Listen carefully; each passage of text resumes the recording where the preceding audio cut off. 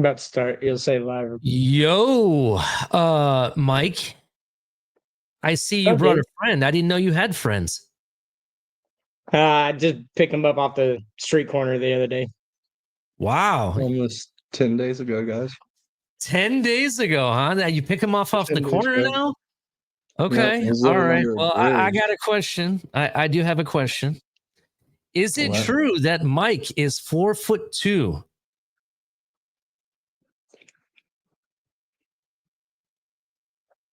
Plead the fifth. Am I allowed to use the Constitution in this? Oh man. Mike, you look like it depends on the day, I feel like. You're looking all red, like, don't talk about my height. I'm just kidding. Hey, Ben. Yes. How much do you get paid to star in that OnlyFans video? About enough. Yeah. It not enough because I was homeless 10 days ago, but about like 50 cents an hour. It's pretty great. Yeah. It's pretty great. Wow. That was an awkward question. Yeah. That's what I get for putting props up and everything, you know? Yeah. Props. Yeah. He's definitely propping something. All right, dude, let's get this party started. Well, I was going to say, well, here's to your 50 cents in props. That's for sure.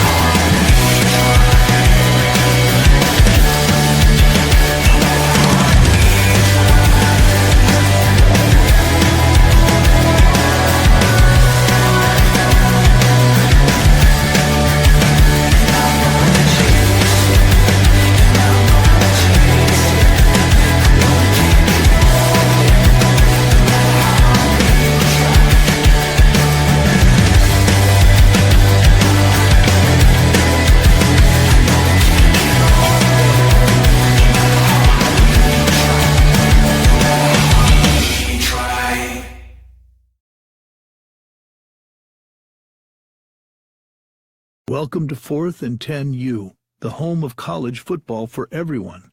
Whether you're a die-hard fan who lives for Saturdays or just getting into the game, you're in the right place.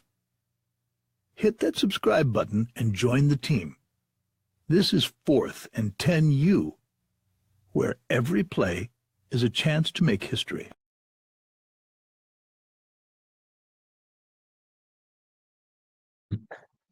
That's right, ladies and gentlemen. It's a chance where everyone has a chance to make history. That is true. This is 4thand10U. Make sure you hit the like button. We got a brand new episode. We have Mike and his friend, his only friend, from what I understand.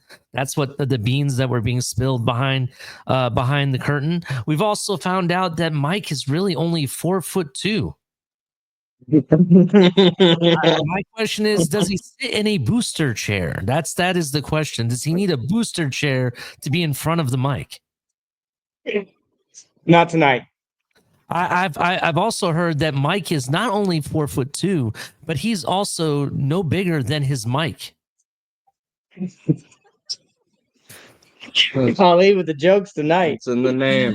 It's I'll in be the here all name, night, Mike ladies and gentlemen. Mike. Make sure you tip your waitress. So we're gonna get this party started. Why don't you go by starting with your friend here and introduce your friend? Yeah, Ben's been on before. He was the one of our first guests we had on the show, and did it from a dark room with a phone camera. But he is making history. He is the first in-person guest that 4th and 10U's ever had. That is true. Fourth. Now I get it. He's definitely the first in-person guest. I have one coming, but not tonight. But there is going to be another one. So thank you for coming out, Ben. We really appreciate it. Thank y'all for What are having me your? again. Why don't you introduce yourself to the audience and tell us a little bit more about you and your love for college football? Man, hi, I'm Ben. Friends of Mike. But yeah, no, it started really in 2004. Me and my dad were watching Longhorns, and that's when I fell in love with the game itself, not just not just college football, but football itself. And the next year came around, and my Horns took it home, and I became a Longhorns diehard that day.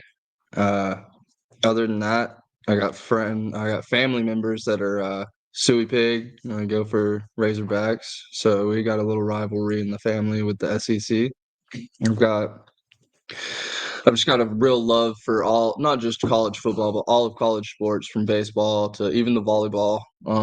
It's just a beautiful thing to see a younger generation of just dogs. Like, I mean, you got to be a dog to get into D1, right? Yeah. It's percentages of people that don't get it. So it's just a beauty that I love to watch, and just get out of the zones you out, you get to lose track of the world that you live in and focus in on something else. And that's probably why I love it the most, I think. Yeah, I definitely understand. I agree with you 100%, bro. The what kids have to go through today to get to that level it's an accomplishment 100%, right? Going through, the whole process. It's not like kids today can just graduate high school and just walk into a D1 program and, start performing. That's not how it works.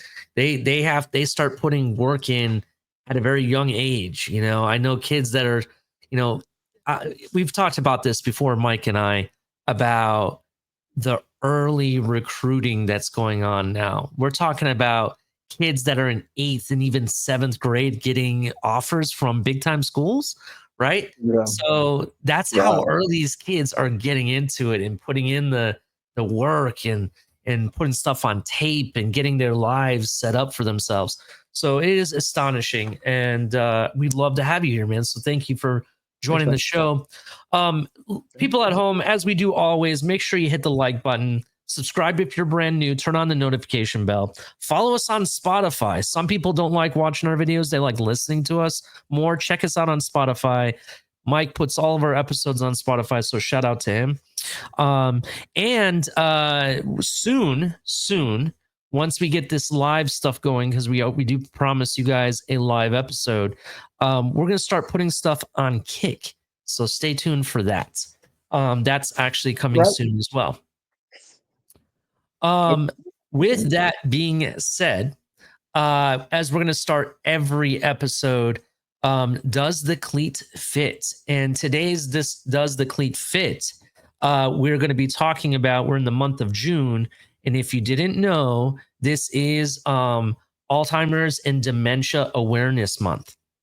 Okay, so today's association that we're going to shout out to is the Alzheimer's Association. The Alzheimer's Association is the leading voluntary health organization in Alzheimer's care, support, and research. Their vision is a world without Alzheimer's and all other dementia. Their mission, the Alzheimer's Association leads the way to end Alzheimer's and all dementia by accelerating global research, driving risk reduction, early detection, and maximizing quality care and support. They work on a national and local level to provide care and support for all those affected by Alzheimer's and other dementias.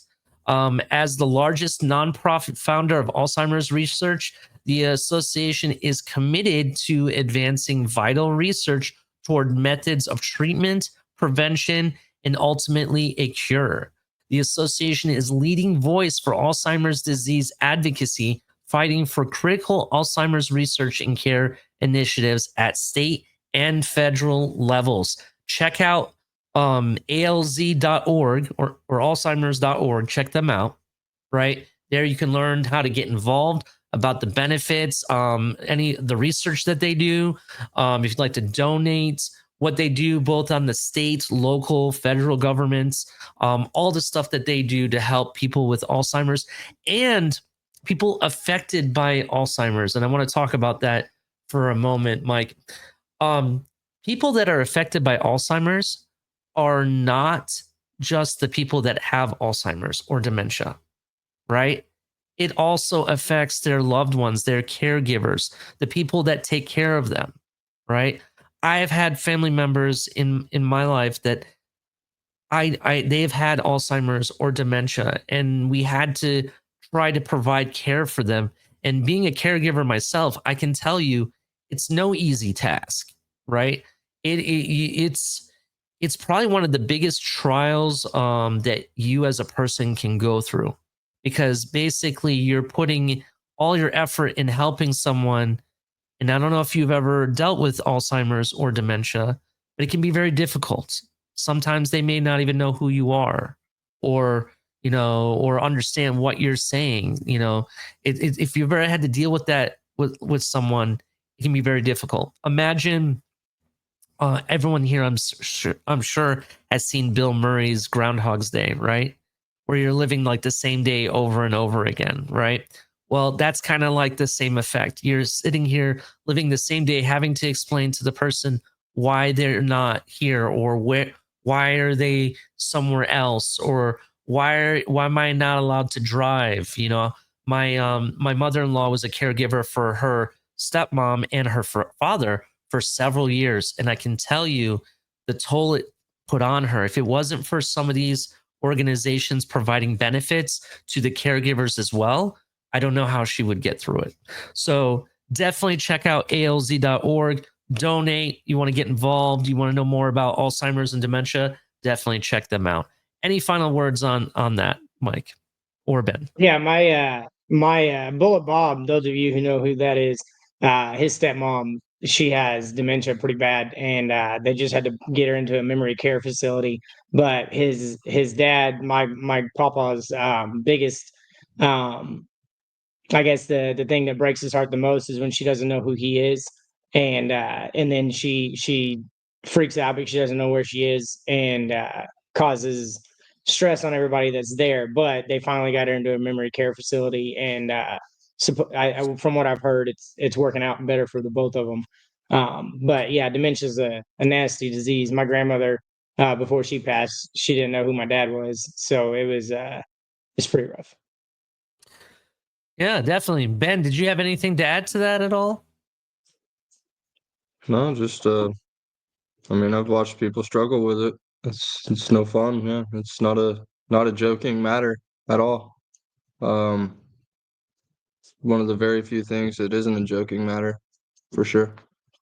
Definitely, I agree. It's definitely not a joking manner, and I know how some people throw the term, "Oh, what do you have, dementia?" around and stuff like that. It's not something fun to joke around about.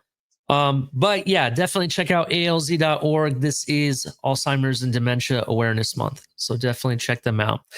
We're gonna get this party started, and I asked you guys this behind closed doors: Huskers going all out? Are they? Well, let's talk about the Huskers real quick, momentarily, right? So just to recap the 2024 season for the Nebraska Huskers, right? They finished 7-6. They were 3-6 in the Big Ten, right? They won the the Pinstripe Bowl. I didn't even know that was a thing. But they won the Pinstripe Bowl, making their first bowl win and end to an 8-year drought.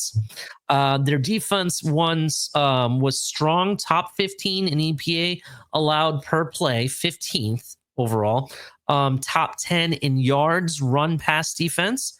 Their offense struggled early, ranked near bottom in EPA, just to kind of give you some hindsight. However, they may have a star in the making with quarterback Dylan Raiola, who showed promise, ranked highly among true freshmen nationally in completions and efficiency and production. So they may have something to stand on there. Their roster and coaching change. We talked about the coaching corral. We've joked around about that here at the 4th and 10U. Their offense full off season with Holgerson and QB coach Glenn Thomas aiming to further develop the offensive line, wide receivers, and QB play. They have a brand new defensive coordinator, John Butler, replacing Tony White with a fresh scheme and questions about secondary depth. They brought in some notable transfers, such as offensive tackle Elijah Pritchett from Alabama. They also brought in defensive end Williams Nawari, I think is how you pronounce it, former 5-star from Missouri. So some notable transfers that they brought in. The 2025 expectations to kind of give you some hindsight. Viewed as a moderate difficulty, avoid most top tier teams except Penn State and Michigan. Those are the 2 top teams they're having to play, giving a room for potentially bowl eligibility. Let's see here. Basically, from what I'm seeing, they have an emerging QB, strong offensive line, defense returning with core and transfers, a favorable medium difficulty schedule. And those are some of the strengths that they have this season. And to top it off, kind of prove that maybe they're going all in, possibly. This is something to really think about. Look what they've done. They're investing not just in the team, but they're also investing in the stadium. Look at this, right? They've Beautiful. refreshed that stadium, new paint job, maybe increased the size of the logo. Looks like they've updated the seating a bit. All I'm saying is it looks like this team is starting to do something to maybe put them in the right position or right direction. What do you guys think? I mean, it's Nebraska. I like Dylan Raiola, though. I think Dana Holgerson, he's got wasn't he the coach at West Virginia at one point? I Think think about the right so. guy. Yeah, because they used to I have remember the guy his. I from remember his UCF West. at Frost, but he's gone now. I think I Holgerson know. was West Virginia. You're right. I know his teams at West Virginia. I believe that's where he coached. We're always tough. They always play Texas tough too. But in this day and age, you got to give a coach 5 to 10 years. If you don't give them 5 to 10 years, they're not going to be able to get their system and their culture and everything in place. I mean, Texas is a prime example with Sarkisian after his first year. They did better than they had in the previous years, but there were still a bunch of questions about it. The team was still whether or not they were going to be consistent. And Dana Holgerson is the same type of coach. You give him enough time, and a kid like Raiola could be something special. But I mean, it's in a when you have a coach and a quarterback on the same page in college football, you can win a lot of games. You don't have to have the greatest talent, but if you've got decent talent and you got a coach and a quarterback on the same page, team can go pretty far. And I mean, I like Holgerson. I believe he was there when Geno Smith got drafted. I'm pretty sure he was the coach there when Geno Smith went there. Yeah, so we'll see what happens. Yeah, it'll be interesting. Now, just to be clear, he's not the head coach. He's actually the offensive coordinator for Nebraska. Coordinator. Yeah, just to be clear about that. Not a lot of people know this about Dylan Raiola. Dylan Raiola was one of the top, if not the top, dual threat quarterbacks for his draft class, right? One of the top dual threats. He was being touted after by Penn State. I know Ohio State. He was committed to Ohio State for almost the whole time until the last minute he decided to jump ship to Nebraska. just so you know, from just not even to add into that, I guess he had some family members that were close to that program. So it makes sense why he went to Nebraska, to be honest. But there was other big teams that were going after him. So it wasn't like he just fell in Nebraska's lap because he had nowhere else to go. It wasn't something like that at all. Nebraska's defense has always been kind of tough. I like their defense. In fact, there was a guy that was drafted. I called him the serial killer of the NFL draft. If you remember who I'm talking about, Yeah. I can't think of his name. I remember his name, but I remember the picture. Yeah, the way he's sitting there looking at you with these dead, staring eyes, no like humanity behind it or anything. That's why I called him that. In fact, it was kind of funny. I did some more research on the guy. He ended up being from Arizona, and if you know any history behind Arizona, Arizona is the number 2 place for most missing persons per square mile. Just so you know that. Nice. Yeah, sorry, I'm just trying to bring that up. All happen. That's true. But anyways, they definitely have a defense. I don't know if you saw the picture. I showed it to Ben earlier. I'll bring it up again. They're even putting money into their stadium. They're making themselves look like a reputable program again. It's been a long time. It's been 8 years, as you saw. They're back in action now. What do you think? What do you think the end result for Nebraska is? Mid-tier, or do you think they could compete for the Big Ten this year? Well, they ain't competing for the Big Ten. Not even close, but I think they'll be bold. 9 wins. Well, I don't even say 9. I'd say Really? about 7 or 8 wins. Okay. But it'll be fun to watch. Rayola can catch fire. I mean, we've seen lesser quarterbacks do something special with the team. So I'm going to say, That's I don't think 9 wins are out of a possibility. They have a pretty favorable matchup of schedule. Their schedule only has Michigan and what was the other team that we saw that's actually decent? Michigan State, I think it was. State, right? Penn State. Michigan. Yeah. Penn State and State. Michigan. I'll say Penn State. Okay, they're probably not going to beat Penn State. But then you got Michigan. Michigan's one of those, depends on what day they want to show up. I'm not going to forget they lost to Illinois, right? When I thought they'd have that in the bag. I'm going to say in competitiveness when it comes to the Big Ten. look at this schedule. In my opinion, the top 5 teams in this order are. It's either going to be Ohio State or Penn State at the top, one of the two. Then you're going to have teams like Oregon, right? And then you're going to have, and I'm going to say this, I'm going to say Illinois, because Illinois, I think, is a dark horse this year to compete for the Big Ten. And then you have like a Nebraska or Michigan in either of those. I think they're one of the top 5 or 6 teams. That's all I'm saying. Based on what they have in the QB for Oregon? they can bring. Say that again? Oh, my bad. Who's the quarterback for Oregon again? We don't know. They don't really have one right now. I can't really tell you. Go ahead. I need to interject. 9 wins ain't happening. They're losing to Cincinnati. They'll beat Akron. They'll beat Houston Christian. Michigan could be a good game where they're going to beat them. Maryland, I think they can beat them. Minnesota, Northwestern, USC, UCLA, Penn State, Iowa. That's 4 losses to end the season. You think they're losing to UCLA? Oh, yeah, easily. Yeah, they could. I can see it. They're playing a quarterback with experience. Home or away? That one is in UCLA. Oh, Yeah, okay. It could be a all right, 5 I kind of win give it to season too. UCLA then. In that case, 7 out. They'll be 7. Let's see. 1, 2, 3, 4, 5, 6. I got them at 6 wins unless they lose to Michigan and Iowa. If they beat Iowa, then they're at 7 wins. But No. they got a gauntlet to end the season. Going USC, I'll retract my UCLA on the road, Penn State on the road, and then Iowa at home. Yeah, I gotcha. Ty Robinson was the player I was thinking of. Thank you. Someone just messaged me with his name. But I don't know, bro. I kind of feel like you got sauces. You got sauces. I got sauces for sure. I got sauces. Snap. So my question is to you. Okay, so you said they're going to lose to Cincinnati. I don't know about Cincinnati. I think that's a toss-up in my opinion.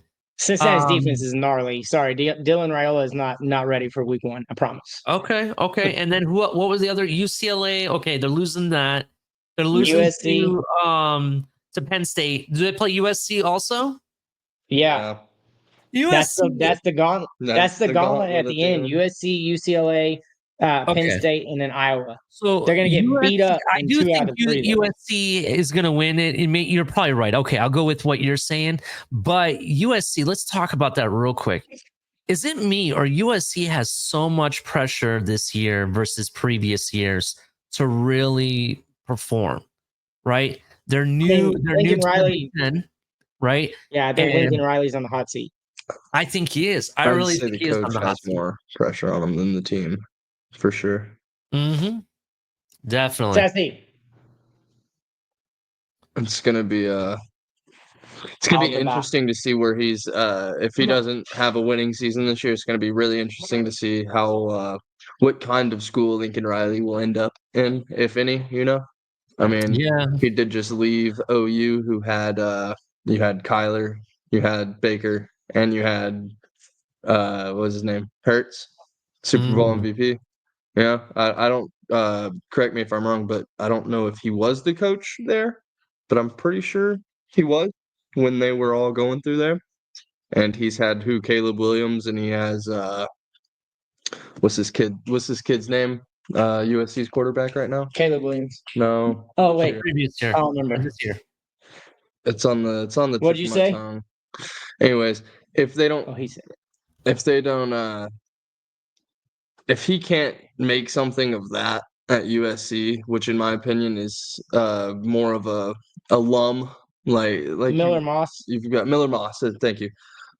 Which is more of a not an alum, but you've got your levels to teams and schools, right? Like Yale, Harvard, all that. I think USC is way above OU in like what they've done per sport. And if he can't go in there and do what he did with OU, I think it's going to be real fun to watch.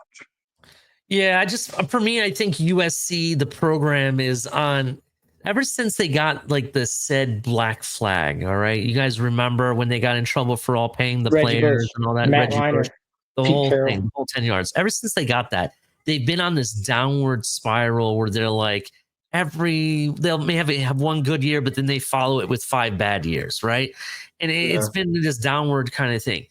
I really feel like Riley needs to really bring that program to consistent performance. Consistency is what I'm looking for here. The Big Ten is a good way to do that.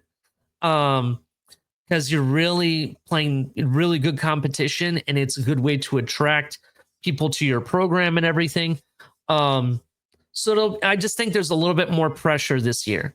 But if it doesn't work out, and let's say they do move on from him, there's some other teams that I think there's a lot of pressure on that he could go and fit in and maybe help out a program here and there. I don't think he would be an unsigned head coach for a long time, if you understand what I'm saying.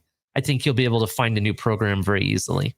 That's just my opinion. We just went on like a 3-minute tangent. That's a record for us. 3-minute tangent? Oh, okay. Yeah, we were talking about Nebraska. We were talking about Nebraska. We ended up talking about USC. Yeah, we're talking about 2 Big Ten teams. That's what we're talking about right now, Big Ten. So let's keep it moving, right? We're going to keep on moving it here. We're going to right now go to... Boy, he looks pretty, don't he? We're going to go to this. He's got a shine on Bill his hat. Speaks QB, nice. Right? Let's talk about this real quick. So, you've probably, if you didn't watch it, go check out our Bill Belichick episode and the craziness that he brings. So go check that out. It was great. That was a hell of an episode with me and Mike. But by the way, be careful. It is mature rated. So definitely check out that show. Yes. If you're a kid, don't watch it. So North Carolina head coach Bill Belichick discusses Max Johnson's injury rehab. The hope for North Carolina football in 2024 was quarterback Max Johnson. He was a big-time quarterback. They thought he would be the guy. Unfortunately, became an injury. He had been with LSU and Texas A&M previously, started 22 games in his time with both of those programs. He came to UNC to replace Drake May and was selected number 3 overall in the 2024 NFL draft by the New England Patriots. Drake May was. However, Johnson suffered a devastating season-ending injury in his first game with the Tar Heels. First game and you already got injured. Not very good.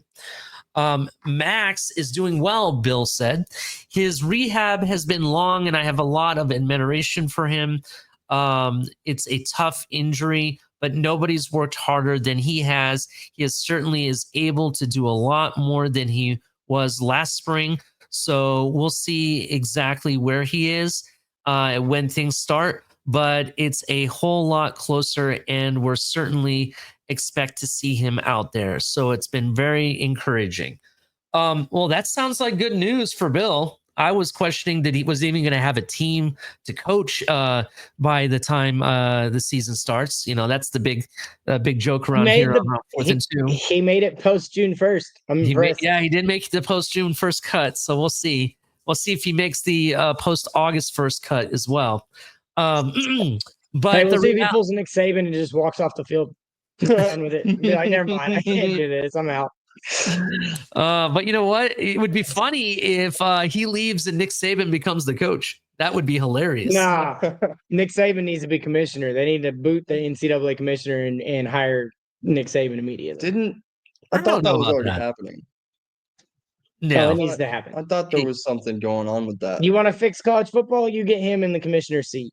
Nick Saban is trying to get the United States president's ear for college football and make college football great again. That's what he's trying to do. That's what I heard. Okay. But the reality behind that is the fact is that Nick Saban doesn't know how, in my opinion, he doesn't really know how to handle the NIL era of college football. He's old school. Able to get all the top talent at Alabama, no matter what. And I feel like that's really where some of his arguments coming from. Well, I do agree that NIL, I would say maybe the transfer portal for sure does need its limits. NIL does need limits, but I don't think it needs to be like an overhaul. I really think, you know, as a coach, you need to encourage your boosters to develop more of a donation program to help fund some of these NILs, to be honest. But let's keep it back to Bill Belichick real quick. I don't want to get off subject real quick here. It's really easy to do that with Bill. You know, while Bill Belichick says that he is encouraged by the progress Johnson has made, this is quite a vague update. In fact, as positive as it sounds, Bill Belichick didn't really give anything specific as it relates to whether or not Johnson will be available for the season opener against TCU. Listen, Bill Belichick speaks NFL pro style head coach press conference. That's what he does. And if you don't know what that is, it's with addressing questions without giving away anything. It's almost like the best poker face because he's responding to you, but you don't know what the hell he says. You don't know what he's actually talking about. And on top of it, you really don't know. You never really got an answer. So that's how he speaks. So it's an art form of speaking. There's coaches today. I'll give you one. Miami Dolphins head coach Mike McDaniel actually speaks that form, right? He speaks that way. So that's why he didn't really give you any information that if he's going to start or not or be there or whatever, because he doesn't want to give out information. It's an old school way of thinking. I agree with Bill Belichick for it, so I don't mind it. But yeah, what do you guys think of that? Go ahead. Well, first of all, I told my dad literally, I think it was either last night or today. I said that Mike McDaniel's Bill Belichick with a personality during press conferences. That and better fashion awareness. Better dressed. Yeah, that's what I meant. But no, I think Bill, it's classic Bill. I mean, if you expected anything different, I don't know what you were expecting because it's exactly how he was with the Patriots for all those years. But I'm eager to see. We've seen what he couldn't do in the pros with the backup QB, if he doesn't have his starter, it's going to be interesting to see if he gets frustrated. But I think that defense will carry the team for a little bit. As much as I crack jokes, he's one of the greatest defensive coaches that ever. I mean, maybe ever. And Don Shula would be the best offensive, in my opinion. But I don't know. It's going to be interesting to see what he can do with the backup QB.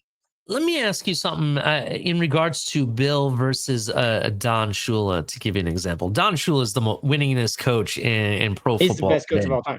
Best coach of all time, in my opinion. My question is, if Bill Belichick turns that program around and makes them a winning organization, how are you figuring out who's the winningest coach of all time? Is it winningest in pro football? Is that Don Shula and he'll always hold on to that? Or does this count towards Bill Belichick beating Don Shula, if you know what I mean? If you understand what I meant. Because I think it's so what Don Shula did obviously will never be done. I don't think it'll ever be done again. But on a consistent basis, he did it, and I believe he had didn't he only have 1 or 2 9-win seasons? I don't think he had very many. But I don't think you can combine them. I mean, I don't know. It depends on how you feel about Jim Harbaugh. How do you feel about Jimmy Johnson? How do you feel about Barry Switzer? If Nick wins a championship in college, maybe 2, maybe then you say he's the greatest football coach of all time. But as far as NFL coach, I think it's always going to be Don Shula. Yeah, I kind of agree with you. If Bill stayed in the NFL maybe a couple more years and got all the wins to surpass Don Shula, then maybe I could say he's the winningest coach of all time when it comes to coaches in the NFL. But because he's switched to college, I can't give him that credit anymore. He has to start over because it's technically a different level. So, yep. Yeah, it's almost like, I'm going to cheat and go to put the game on easy. You know what I mean? Just hypothetically, I'm saying that. But yeah.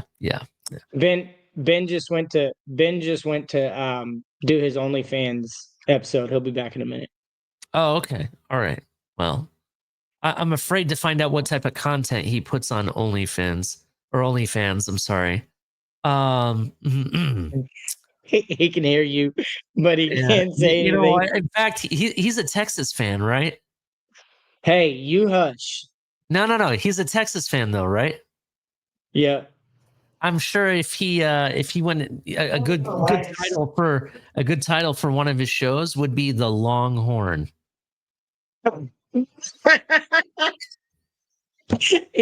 He can hear you, but he can't say nothing right now. I'm holding the camera laughing so hard. He's over here going blah blah blah blah blah blah. The Longhorn. Oh my God! I could have been even worse. To be honest, I could have said something even worse.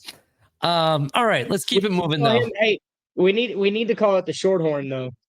I was thinking the same thing. That's what I said. I could have been worse. I was like, oh my God, I should have said that. It's gonna be the Shorthorn. It'll be specific to him. Come on now. Texas He and a even stub. lives. What did you say? Texas and a stub. Let's go. Texas and a stub. Texas bends over. Oh my God! I think I got to make this show a mature rated show now. All right. EDW.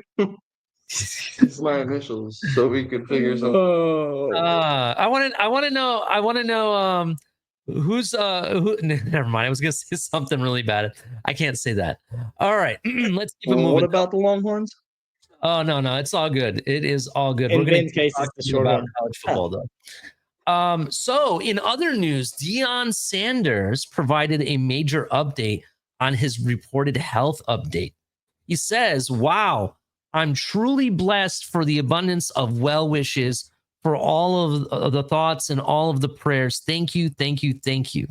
I can assure you all that all that everything is okay and will continue to be so. God got me like no other. I have so much more work to do to glorify. So, so he's kind of making it sound like he's going to be okay. It's been a mystery with his health issues. You know, I don't know if you know this, but I think he has like some form of diabetes that is like very bad because he had to have part of his toes cut off. I know that, or amputated, I should say, to be more professional. And in addition, Yeah, to he make his had work some blood professional. clotting issues. You know, we know of those. Those are the widely reported stuff that's happened to him. So it's kind of like, you know, I'm kind of wondering, is like, is he okay? Is he going to be able to coach Colorado this year? But you know, I just you know, I'm just wondering, like, will his health be an issue for that program? I don't know. I think that man will roll around in a wheelchair if he has to. I mean, yeah, I think he has his own Actually, golf he cart has. there. I think. So. I think when he was at Jackson State, he showed up on the sideline in a wheelchair. So I think he'll do it. You're right. But I'm just kind of worried because this is like not a one-off. This is like several one-offs that has happened over a short period of time. So that's why I'm I mean, wondering. Go ahead. He's got the will to survive. He's gonna do, you know, whatever happens to him. He's gonna come out on the top end. But at the end of the day, um, it's Deion Sanders. He doesn't, you know, he's prime time. He's gonna go out the way he wants to go out, and if he goes out on top, goes out because health can't do it anymore. I don't know, but I don't know if it'll be an issue. I depending on the seriousness of what's going on, whether recruits are going to want to commit to him for, you know, 4 years, or if they don't, you know, if they don't know if he's going to be there, do they want to play at Colorado? I don't know. Could be interesting. Yeah, it'll be very, very interesting. I'm kind of interested in this Colorado program. They got a QB battle going on there as well. And it'll be very Julian Lewis, interesting. right? Yeah, they have a QB battle going on. They have, you know, they brought in some, in my opinion, stud hires at coaching, right? You know, some guys that have been in the league, played college football. They brought in Marshall Faulk, for example. They brought in what's his name, the former coordinator at Tampa. He was the quarterback at Pittsburgh.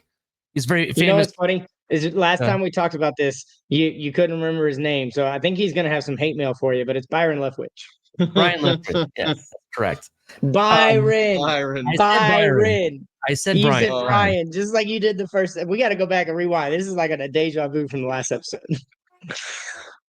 Maybe it's that Canadian accent coming out. Man. Oh, shit. Excuse me. Hey. Excuse me. I haven't actually used that word this entire time. Thank you. I'm actually holding it back. I've heard it a few times, but Ben's slacking on his hook'em, so I am. Well, we'll catch him. Don't worry. Mike, hold it down for 1 second. Hold it down. I was about to say, you need to go take care of your kid. I got this. So Ben, what do you think about Deion? Man, he is my favorite football player of all time. One of them. I love his. I mean, you know, me and my favorite athletes. They all have that cockiness to them. Kobe, Anthony Edwards, just for example, or other players that have that. Primetime, Neon Deion, he earned the name, you know, Neon Deion. His name is in lights. He is the second best athlete in the world under Bo Jackson. Oh, I kind of like that ranking. Yeah, that's what I think about him. He is a GOAT of his men. I don't know, man. He's a very good man, and I think he can show this world how to think a little bit like him, and would be off a little bit better, you know. So, you said that he's second to Bo Jackson, is what you said? Always, because I mean, who do you see running on a wall in baseball any day, and then running over like middle linebackers and defensive tackles? Look, I think he deserves all the credit. He's one of the few people that actually got to, you know, play dual sports. Bo Jackson played dual sports, so I agree. I kind of give it to Bo Jackson a little bit more than I do Oh yeah. Deion, but it Well, is list your top three athletes. List your top three athletes of all time. top three athletes. Michael Jordan. I mean, the guy played three Athletes or different sports like effectively, so I have No, to yeah, give yeah. him. No, I got you. okay. Top three athletes of all time. He's also a Bulls fan. Yeah. No, I'm just kidding. You know what? I do like Deion Sanders too. So I'm gonna say And Michael Jordan, and Deion Sanders. And to go Bo into Jackson. a different sport. And the only reason I'm saying this is not that he played multiple sports, it's just that he's playing a sport into a very older stage and he's still playing at a very high level, which is very few people can do. I'm gonna say Lionel Messi. Ooh. Yeah, because So it's So not kind of like Tom Ronaldo? Brady, kind of like the Tom Brady effect, right? Tom Brady played at a very high level. I want to say up until his last year in the league, right? Just my opinion. The last year was not so good, right? Lionel Messi has been doing this since the age of 16 or even lesser age, and he's playing at this high level, and he's still he's playing in MLS today, playing in World Cup qualifiers, and doing all this stuff, right? And he's like, I want to say I know he's in his mid 30s, I think at this point. So it's all right, really, well, yeah. Go I ahead. got Good. I got Carl Lewis, Bo Jackson, and then Deion Sanders. You know who else I could have Think put of- and I should have put and I didn't think about it? Muhammad Ali. I was just about to say you're missing the GOAT himself, Muhammad Ali, float like a butterfly, Yeah. sting like a bee. And Yeah. Mike I should Tyson say even. Muhammad Ali. Yeah. That the best fight ever was Rumble in the Jungle versus George Foreman. That was the best. It wasn't about him dominating the fight. It was about him withstanding the all the pressure and endurance that Foreman was putting onto him and the beating that he was taking to tire him out. That's how he won. Just standing there and kind of dancing around the entire time. So, look, for the most part, Yeah. I want to say those guys all deserve my grace when it comes to what One they. more name Go ahead, you should throw in there is John Jones. John John Bones Jones. Jones. There you go. I feel That's a like good one. he should have his respect in his lane for sure of all time athlete because that's mixed martial arts. It's all the martial arts, you know. Oh, that's true. Got That some is of the most wicked elbows. He got some of the most wicked elbows and chokeouts I've ever seen in my life. I still never forget when he choked somebody out standing up. Yep. not for this show, but that for another show, I have some questions about MMA and the UFC in general. So we'll talk about that another time because I do have some questions that might be some hot takes or hot questions about UFC. So let's keep it moving. So this is Mike's favorite subject. To commit or not to commit, that is the question. Right? We got some big time players that have committed over this weekend and this week, and a lot, and especially leading up to next weekend. Next weekend is a huge weekend when it comes to official visits in the college football program. There's a lot of big time players visiting a lot of big time schools. So let's get into it real quick. We're going to start off with LSU. Breaking 4-star offensive tackle Emmanuel Tucker has committed to LSU, he tells me, on 3 sports, or on 3 recruits, I'm sorry.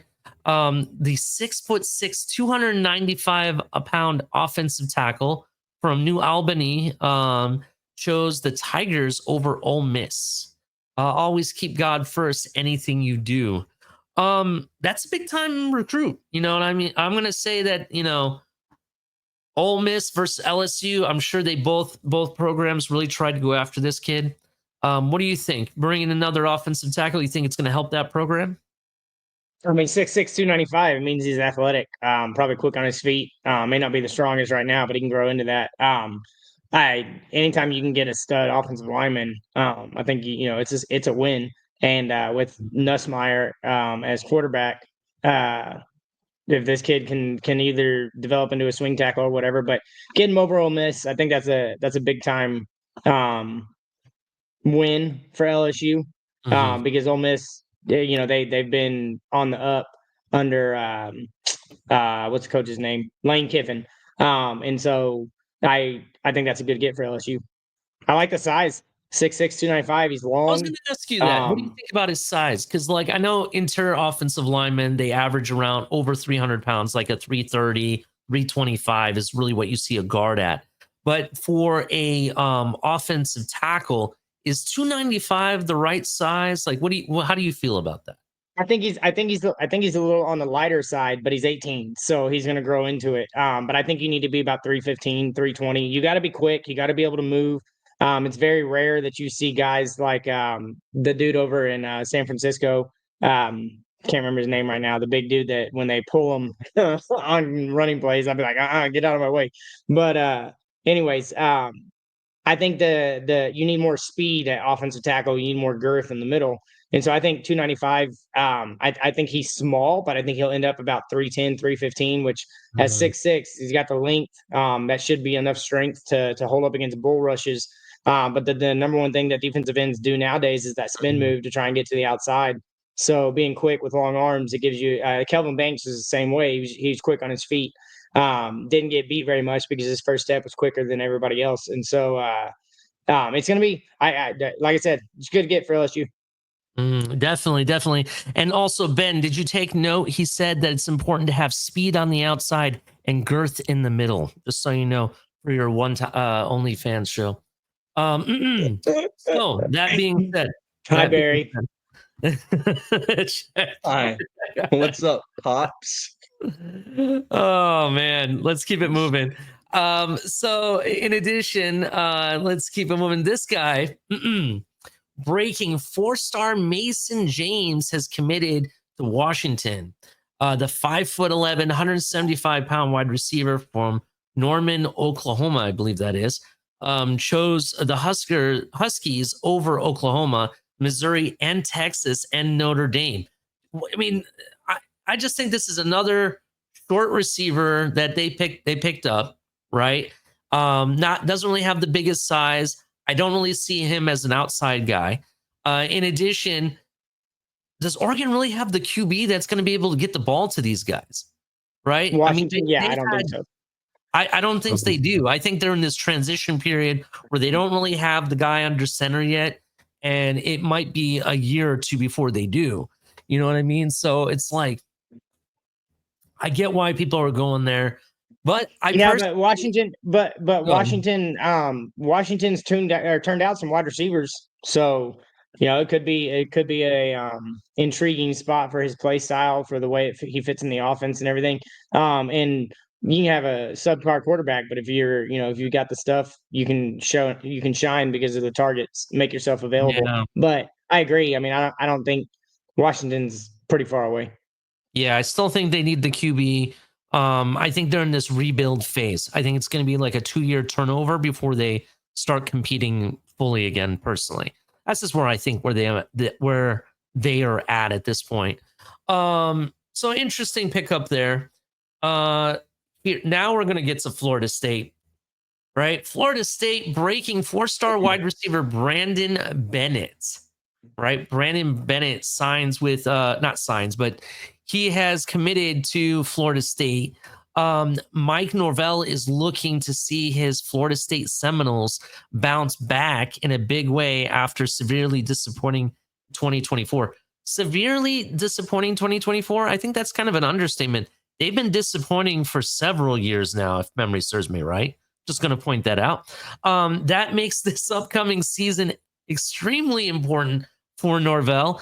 But the secret about momentum in college football is that it has a way of jumping back and forth between the field and the recruiting trail.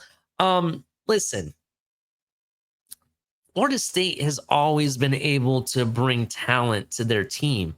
I don't think that's been their issue at all. I just think that they have not really found an identity since what was it? Jimbo Fisher.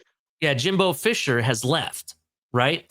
I kind of feel they have lost their identity of who they are, and every coach they've brought in, they haven't found themselves. And I think they need to build that program down up, and they need to really find an identity so it can naturally evolve. They get big players here, there. They might have a good defense, but I don't know. I just don't feel like I don't know what their identity is. I don't know who they are. You know what I mean? I mean, Ohio State, I can tell you what their identity is. I can tell you what the identity is for Texas, USC. You know what I mean? Those teams, I can tell you. I can tell you what Penn State's all about. Florida State, I don't know what they're about, right? We're talking about Florida State that walked up being ranked versus Georgia Tech, and they got their ass whooped. What was it, week 1 or week 2 that happened? Right. I'm just curious. What do you guys think? I kind of feel like, I hate to be a hater, but I just don't think players really think about, how do I put this? I don't think if I'm a player looking to evolve my game so I can get to the pros, I'm just not feeling Florida State anymore. That's where I'm at with them. What do you guys think? And they're not that far removed from Keon Coleman. They've had some wide receivers come through there too. But I agree with you. I mean, if I had my pick, Florida State's not one of them right now. Unless you just want to, if you're a guy that works hard and you want to go out there and bust your tail and show out on tape, then you might be the focal point at a school like that. That doesn't have any standouts right now. So, but I agree. Florida State's not on my list of schools to go to right now. Yeah, I'm just not the biggest fan right now. Now we're gonna go to a big time program. Shout out to my team, 4-star defensive line Kahari Wilder has committed to Ohio State. This guy's a beast, 6'4", 260-pound, right, from California. Shows the Buckeyes over Notre Dame, Washington, and UCLA. Shout out to him, bro. This is one of the positions of needs that we were really trying to get in the recruiting trail. We were lacking at defensive line and defensive end. I think this guy is going to be a beast. He's a very big boy already. The way he talks, and from what I understand, they're very impressed by him. And it's a very big time pickup for the Buckeyes. In addition, you better bring my team up. You might have missed the best recruit signing of the week.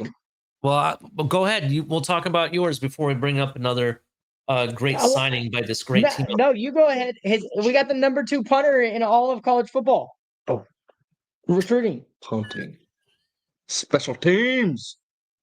How do I take you seriously when you brought up a punter?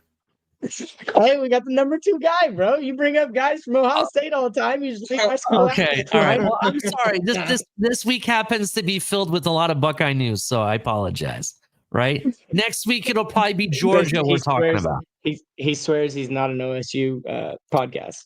It's not an OSU podcast. We've been talking about every other team. Come on now. So in addition to it, the Buckeyes also had a visit, which I'm kind of excited about this kid, Brandon Ewers. This guy is the prediction by On3 is that he will be a Buckeye. Not Brandon Ewers. I'm sorry. What am I saying? I'm thinking of your guys' Ewers. See what you got me going on now? Drew Evers, right? It's not Brandon, it's Quinn. I was trying to remember who Brandon Ewers was. Quinn Ewers. Brandon, hold on a second. Brandon Ewers is a former player, by the way. I was thinking of Evers, and I was looking at Ewers at the same time, and I'm like, man, that's if you look twice, it's almost you think it's the same name. It's not. Drew Evers. Check this out. Drew Evers. What? Hi, buddy. Drew Evers is a recruit to really consider. He's not signed with us. He has his top 6 selected already, right? But if you listen to the guy talk, right? He was on a podcast I was listening to called the Buckeye Boys with a Z on the end, right? Check them out. They got 2 guys there that do the show. They're really into the recruiting train. They get commits or people that are on that official visits to do podcasts with them and do interviews and stuff. Really cool guys. Those guys were interviewing him, and I want to tell you, this kid is an offensive tackle, inside offensive lineman actually, but he claims himself that he can play any position because his versatility is what's very attractive.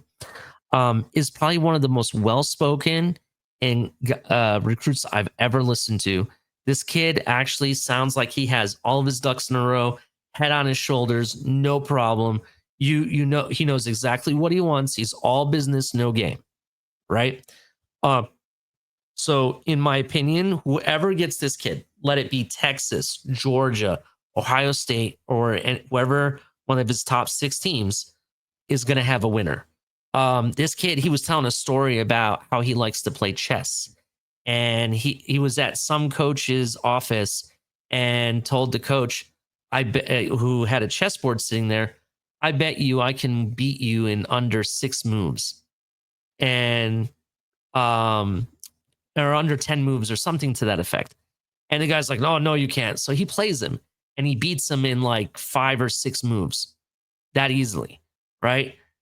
I like that about a player. If you tell me that you can basically blueprint somebody in a certain amount of time and actually have them figured out, I want you to be our center, in fact, because they're the ones that are really looking at the defense, pointing stuff out, right? I would love that kind of a guy on my offensive line.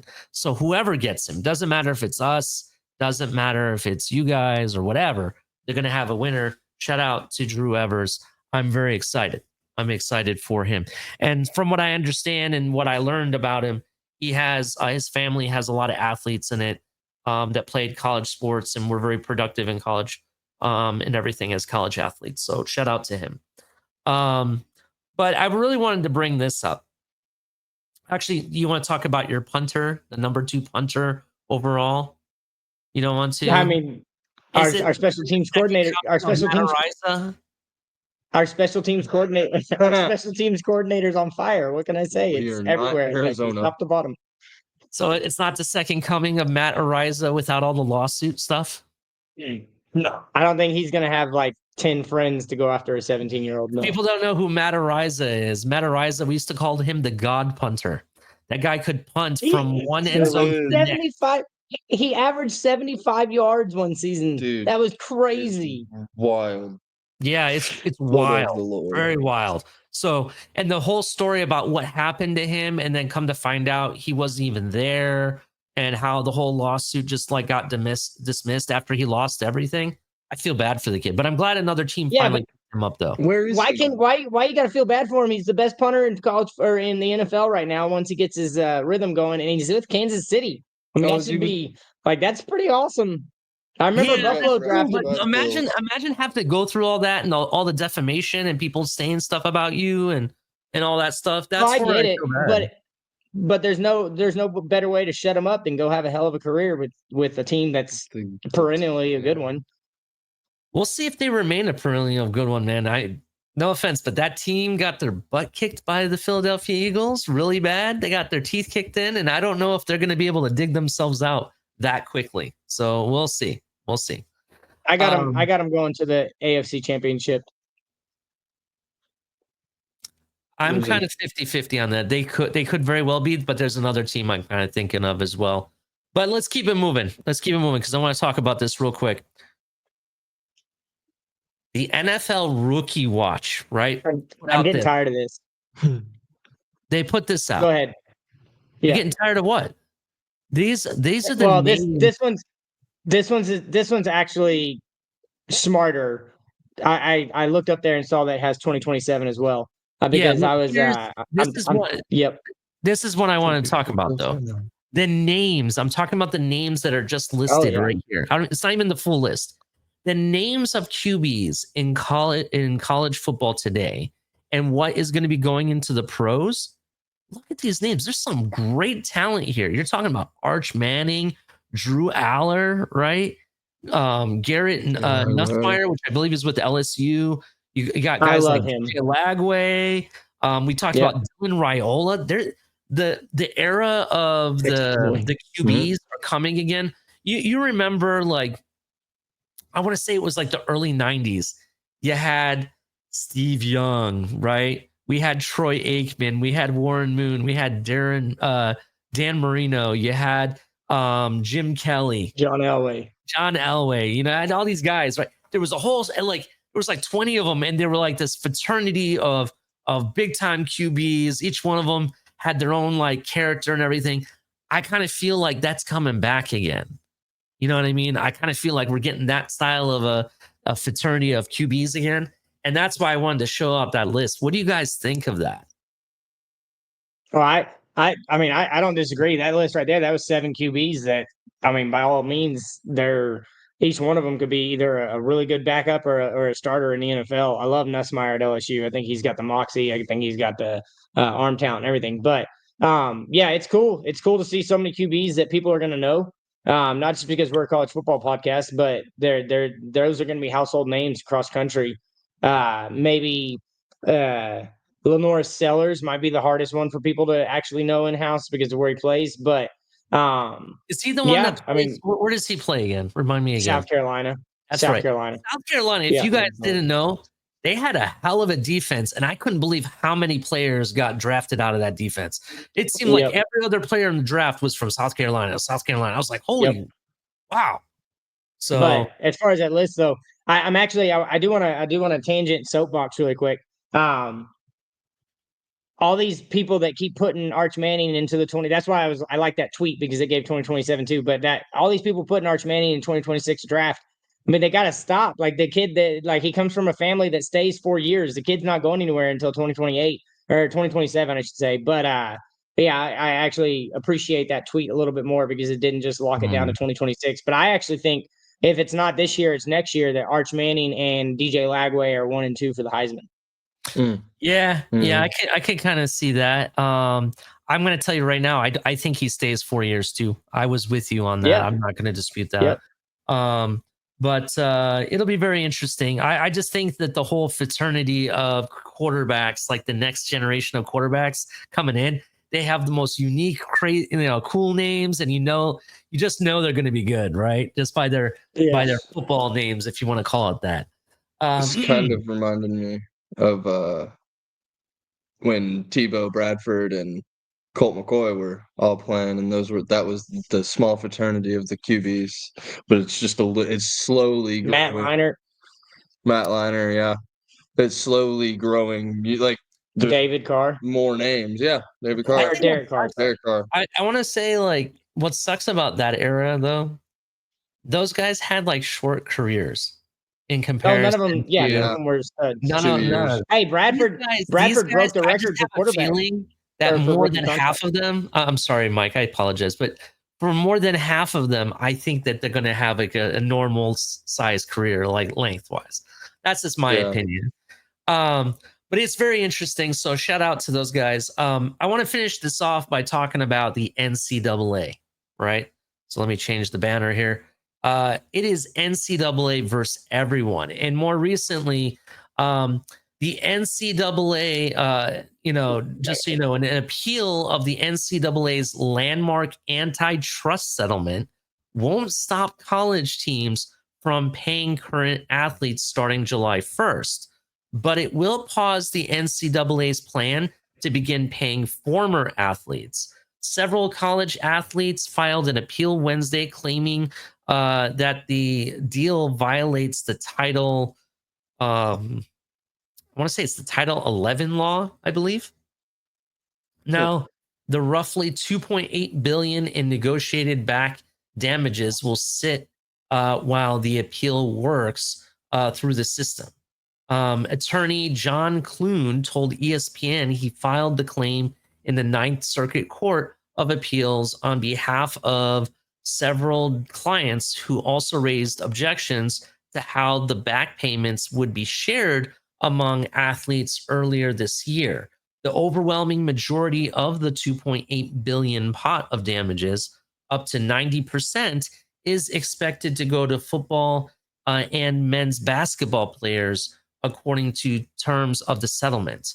The lawyers and sports economists who declined how to divvy up, who decided on how to divvy up the funds, argued that the money each sport generated through television contracts should be an impact factor in determining which athletes deserved the biggest portion of the money. What do you guys think about that? Should TV contracts and maybe the amount of attention or viewership that those broadcasts brought because of your players, should that count for how much they get paid? Yes. College is making money. The players need to make money. Yep. I think, I mean, it. Well, I do think that they should get paid because of it, but like, let me tell you this. Let's say I'm an Ohio State program and we played versus Texas. Texas and Ohio State had probably the biggest viewership in all of the college football playoff. In fact, I want to say it was slightly more than the national championship game. I want to say, I don't quote me on it, but I think it was. Do Ohio State and Texas players worth more, that they should get paid more than somebody that, let's say, played for, let's say, University of Michigan or the University of Miami that was in or the Hurricanes that were in the Pop-Tart Bowl, to give you an example? I think so, because I mean, it comes down to the how much did you want it, right? Like we were at the beginning of the show, I said it's one of those, you got to be a dog to be able to keep up and to play. So you have to be even more of a dog to play for the high end names, right? You want to drive the Lambo, you got to play like a Lambo, right? Right? You got to have that. What would you call it? The Longhorn way, the Ohio State way. You got to have that in you. If you don't have it in you, why would you want that, or why would you be getting paid that money? You know what I mean? Mm-hmm. I think viewership, but it's like any, you make it like a what's it called? What's it called when they play it, when the team or players make it to the Super Bowl, they all get the same like Super Bowl check. I think if you hit a certain amount of viewers, no matter what game it is, you could have a 5 overtime game between a D2 school and a D1 school that ends up getting a ton of views because they're in 5 overtimes. Now you got a small little D2 school getting some of the money too. So I think if it's a good game and a good product, and you cross a certain threshold of viewership, why not? I mean, it incentivizes. There you go. That's the word I was looking for. It's an incentive. So now I think I would almost do, if you have like a big 4 network contract, maybe not. Like if you have a Fox contract or an ABC or CBS or whatever, if you have one of those contracts, an ESPN, SEC network, things like that. If you have your own network, then no, I don't think it should matter. But if it's just based on viewers alone, like the quality of the game and things like that, then why not get a little kick? Yeah, I definitely understand. I just kind of like wonder, like, I guess how is it fair that other teams are getting more than other schools and athletes? You know what I mean? That's kind of why I was curious. What's going on anyways? You got boosters that make Texas the number 1 profitable college in all the business. If you count it as a business, it's the number 1 or number 2 most profitable business. So and just for correction, it's just one more way. I'm sorry, I had it written down wrong. It's not Title 11, it's Title 9, by the way, was what they're saying that it was broken. So go ahead, go with what you're saying. Go ahead. Doesn't Title 9 have to do with women though? Women's rights in sports? I don't know. It says I'm pretty sure. If it's taking money away from the women's sports, then it might be a violation of Title 9. Title 9 is it has to do with women in sports. I'm pretty sure. I could be wrong.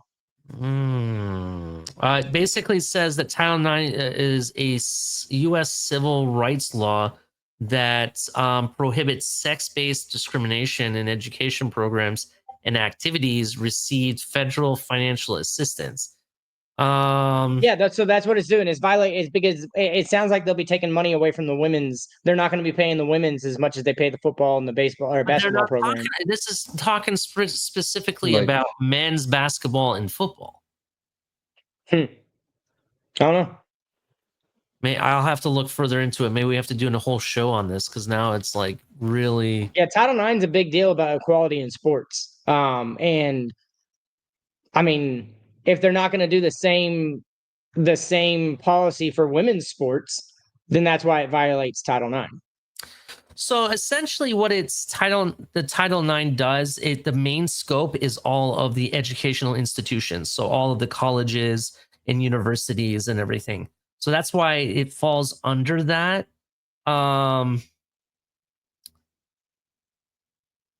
Yeah, I don't think it's just for women's sports though. It's not all about women. No, it's about it's about equality in sports, but they put the title. I could be way off, but I'm pretty sure Title IX came up because of the women's right to play basketball, the women's right to play college. It covers everybody, not just not just women's sports. So it's not like, oh, they're talking about this because there's not enough money for women's sports. That's not what it's about. It's about the fairness of how much each party is getting and how. So that's really why they're saying it's breaking that, because it's basically discriminating against, in my opinion, I feel it discriminates against other teams that didn't have the viewership that said like Ohio State versus Texas did. If you get my drift. Are you looking it up, Mike? Is that what you're doing? Well, because it's literally Title IX prohibits sex-based discrimination, and so like I think the only way you can violate Title IX, literally the only way you can violate Title IX is if you're not giving the same fair treatment to everybody involved. So that may be what you're right. It may be that the baseball program's not getting any of it, the tennis program, the swim team, all that kind of stuff. That may be where it's at. But that grouping also, I mean, Title IX is a big deal. Title IX is something you don't mess with. I mean, especially in college education system, it's one of the things that when you come up against it, you're going to lose. So, and if you're not in support of it, if you're violating Title IX, you're usually going to lose. So, it's going to be interesting to see what happens for sure. Yeah, definitely. It'd be very interesting.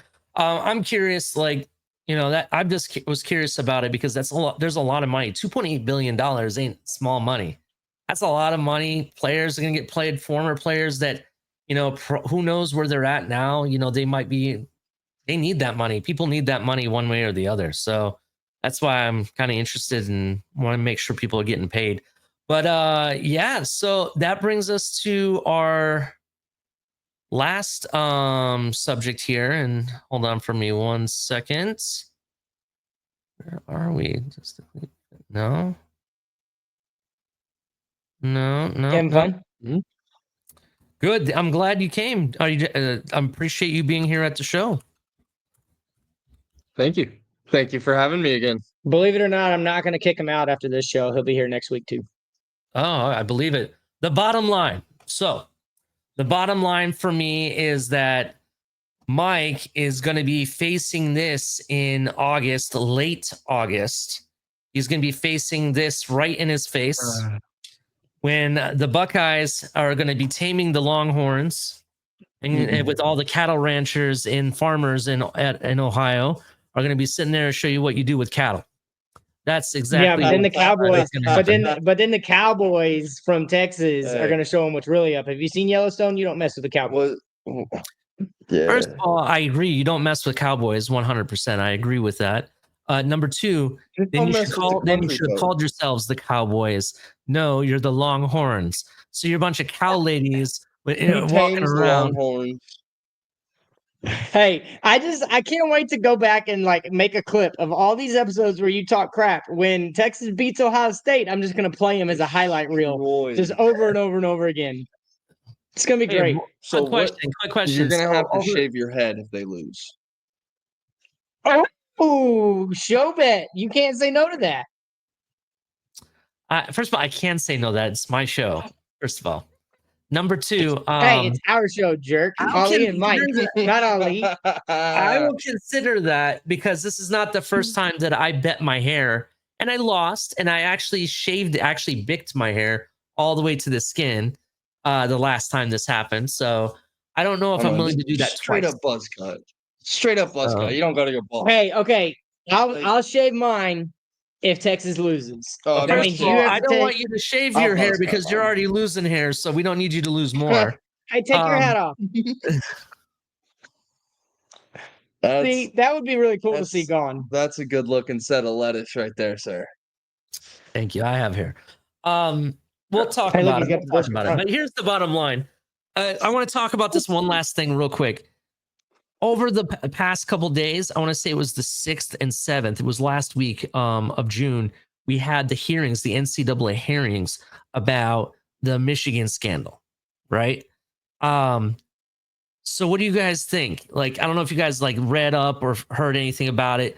Supposedly the NCAA broke down exactly what Michigan did, and it was so extensive that Michigan quit. yeah, they didn't even try to fight it. They just said, No, they quit. They were like, okay, we're done. yeah, they're like, you guys already have all the proof of what we did. They didn't even try to say, no, we didn't do that or nothing. There was no argument. Which is what they've been doing the whole time. That means what the NCAA has is like, oh shoot. So it's a yeah. I mean I'm stoked, and from what I've been reading, I'm sure you're gonna touch on it, but yeah, this might be the death penalty 2.0. Well, I don't know, because like I'm wondering who's telling the truth here, because that's why I wanted to tell you. Some people think this is going to happen, right? Where Michigan gets the hammer, right? But some people are saying that the hammer is like the second coming of the Messiah. It's never going to happen, right? So Well, Michigan, so what but let I've me seen, explain. what Go ahead. okay. I was going to say what I've seen is that there's a 2-year bowl ban, forfeiture of wins, and loss of like 15 or 20 scholarships. That's the potential of worst case scenario, I think. Now, the question is, what hurts more, in my opinion? Getting the national championship taken away or vacated wins? Between those two, national championship. See, if I'm the NCAA and I want to make an example, you take the championship away. But that's where I think you're wrong, because then the players there are going to have like a fire under their butt to earn it back, right? So I think taking the championship away, yes, by all means, I think it should happen, because if you're going to vacate wins or take the championship away, they wouldn't have been there. I'm not disagreeing with that. But I think what hurts more is all these top recruits are not going to want to play there if there's a 2-year bowl ban. If there's a 2-year postseason ban, that's what killed SMU. They couldn't get players to come. All the players that were there transferred out because they weren't going to a bowl game. That cripples you. Losing 15 to 20 scholarships cripples you. Plus, you may lose wins. That's what hurts, in my opinion. I think taking a national championship is warranted, but I don't think it hurts as much as losing 2 years of postseason play. That's a lot. I just think taking away the national championship is something you have to live with forever, right? And it's like remember, I don't know if you guys remember forget what the name of the book, the chick that committed adultery and she had to wear the red A, the Scarlet Letter. Pride and Prejudice. Oh wait, Scarlet Letter. Yeah, the Scarlet Letter. You guys remember that, right? Yeah. That's what that's like. You got to walk around with this asterisk over you. Oh, he was the guy that thought he won the national championship but cheated. You know what I mean? That's why I kind of think it's, in my opinion, I think that's a worse of a penalty, and I think that's what they deserve. Because to be honest, so what? They take scholarships away. You don't think that there's ways that they can pay players that can pay for school? You don't think there's they can get around that. There's loopholes to all that. Do you understand what I'm saying? I agree with you, but the 2-year postseason bans makes them lose top talent. Like all the recruits that committed this year and next year to play because you don't go to college football not to play in a bowl game. Your goal is to get to a bowl game. SMU was crippled because nobody wanted to go there for 2 years, and then it ended up being a 3rd year and a 4th year and a 5th year, and they just now recovered over the last 5 years. So Yes, I think losing the national championship is warranted. And even if it's, I don't know how you would do that. I don't know if the NCAA has that big of balls, but I think making them lose top talent and not being able to bring in top talent because you don't have the ability, because you're already max scholarships or whatever, then you got to end up like it's a big, I don't know if I'd rather be the guy that lost or that cheated for the national championship or the guy that ruined a blue collar college, because like the Michigan's been there, they're blue bloods, they've been there forever, and to be a part of something that took down an organization like Michigan and maybe they don't recover for 10 years, that's because if you I don't know, I think either way you're a cheater. You're known as a cheater. JJ McCarthy is going to be a national championship winning quarterback that cheated. And so like regardless of what happens, that's there. It's known now. So I think crippling the school football program, which I mean, other than basketball, it's what makes their money. Crippling them in a way to where you don't recover for almost a decade, because I think that's how long it would take to recover. You're not going to have I mean, you've seen, like I said, with SMU. Now, granted, they had a harsher penalty than what they're talking about for Michigan, but 100%, I don't know. It'd be tough. I'd rather have cheated for a national championship than crippled a school like Michigan, in my opinion. Yeah, I get you. I understand it. I mean, I hear what you're saying. I do agree, I guess, with the 2-year ban bowl or bowl ban, and also the loss of scholarships, it would hurt them, and vacated wins. I get it. I just think like forever, no matter if they take that title away or not.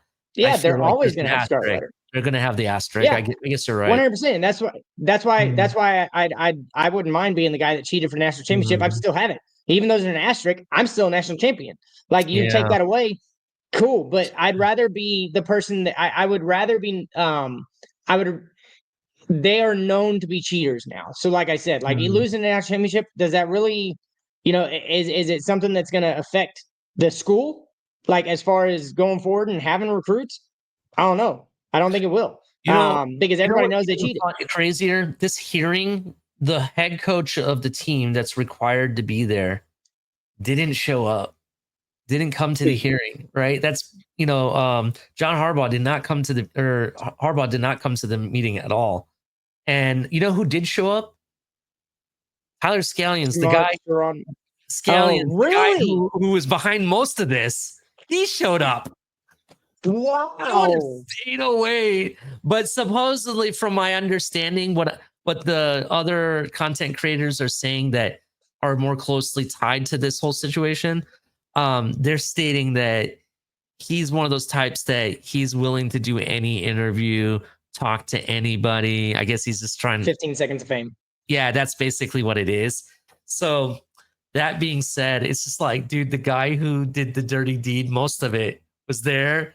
And then the head coach doesn't even show up to defend his honor or nothing. So, hey, so let's let Ben close it out. What's the bottom line, Ben? Yes. From today's episode. Don't be a Michigan fan. Done. See you later. Adios. Hit that like, all right. subscribe. What's your final take? Turn on your hit that like, hit that subscribe, turn on the notification bell, go follow us on Spotify, look for us on Kick soon. You can see us on Twitter at 4thand10U. Thanks for watching again, guys. We love y'all, all 25 of you. Let's get to 100 so Ali can lose some money. All right, so make sure you hit the like button, like you said. Follow us on Spotify as well, and we're going to be on Kick soon. I promise you that. With that, just repeated everything I said. Don't become a Michigan fan. I agree with him. But long story short, you don't want a short Texas stub. Talk to you guys later. Hey.